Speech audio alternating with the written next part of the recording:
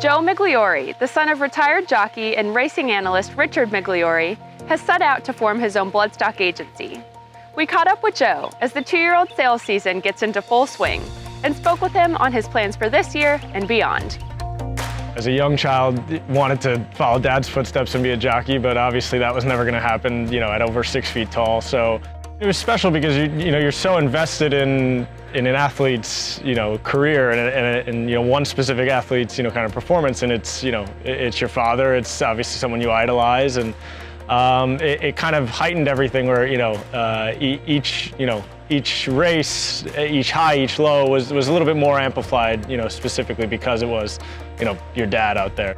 I remember pretty early on as a teenager being able to shadow a couple of Bloodstock agents at like the Saratoga Select Sale in the summertime, and just the electricity around the sale up there specifically, but also the different sales that you can go to in the different places. We're here at OBS. Each sales ground has a little bit of a different vibe, but it's the same process being employed at each sale. There was always a big draw to the electricity of buying horses or finding the next very talented horse. At the end of the day, we all have a certain taste or a certain opinion of what a horse may or may not be. And to me, that's the most exciting parts of our industry, is that it's not solved. It's not a game that can be solved. And the sales are kind of where everybody lets their chips fall, and we find out years down the line who made the right decisions. For me, there's a lot weighted on kind of their hind end and their hind leg, and you need to see a lot of strength.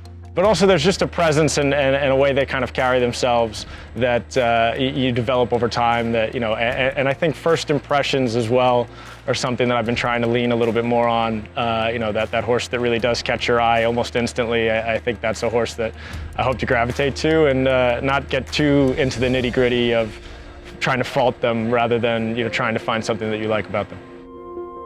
So I was able to meet Rob, Masiello through West Point. He was originally, an owner with them, before I got there. We were lucky enough to, kind of together unearth Faya, who was a horse that was actually on the Wanamaker's website. We watched his replays and immediately, said this was a horse we need to learn more about. After we purchased him, he was 3 for 3 to finish up his 2020 campaign, and heading into 2021 with a big head of steam, and hopefully you'll see him in the Grade 1 Jaipur on Belmont Stakes Day is kind of our big early summer goal. I think long-term goals, it's a little hard to define maybe in this moment just starting out, but for me, I'll be really happy if I can service each individual owner to create an experience for them which is as close to exactly what they were looking for when they got into this industry.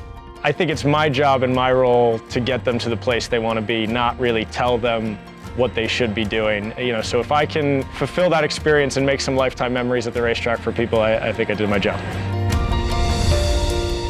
Thank you for watching our visit with Joe Migliore. Be sure to subscribe for more content from the TDN.